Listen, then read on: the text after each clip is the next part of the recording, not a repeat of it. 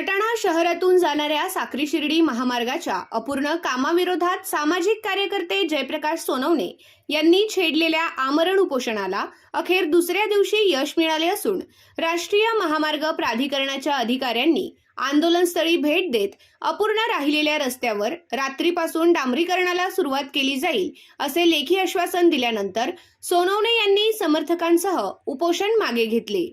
साक्री शिर्डी महामार्गाचे सुकड नाला ते बस स्थानकापर्यंतचे काम पूर्ण झाले असले तरी बस स्थानक ते जिजामाता उद्यान या दरम्यानचा रस्ता अद्याप अपूर्ण अवस्थेत आहे।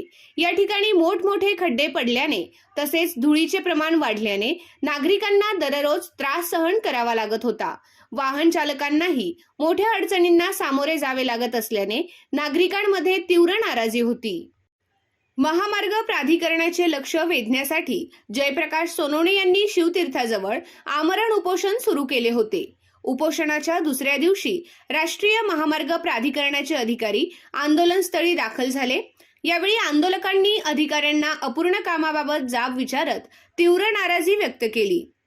चर्चेदरम्यान अधिकाऱ्यांनी अपूर्ण रस्त्याचे काम तातडीने सुरू करण्यात येणार असल्याचे सांगितले। यावर बोलताना जयप्रकाश सोनवणे यांनी शहरातून अवजड वाहने मोठ्या प्रमाणात जात असल्याने रस्ता मजबूत आणि टिकाऊ दर्जाचा असावा अशी मागणी केली। 100 टनाच्या गाड्या जात आहे, एखादा गाडी आली आणि परत खड्डा झालं वाकडं झालं, त्याला जबाबदार कोण? मग परत ही जनता म्हणेल याच्या हे बसले फोटो काढून घेतला आणि उठून गेले। आतापर्यंत 25 वर्ष सार्वजनिक जीवनात चुकीचं आंदोलन केलेलं नाहीये। या शहरासाठी जे काही केलंय ते ओरिजिनलच केलंय। हे फोटो सेशन करता आणि प्रसिद्धी करता नाही बसलेले, या जनतेकरता बसलेले आणि या जनतेला या शहराला न्याय मिळाला पाहिजे ही माफक अपेक्षा आहे। तुमच्या तर होईल तो हो म्हणा, नाही तर अजूनही 15 दिवस बसण्याची तयारी आहे। बरोबर आहे ना? बरोबर आहे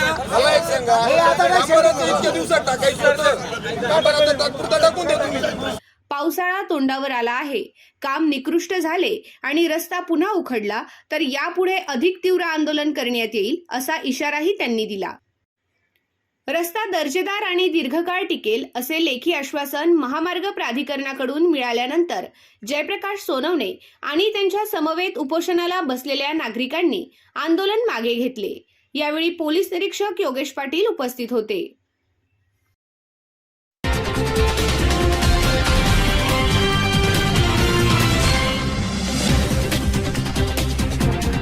I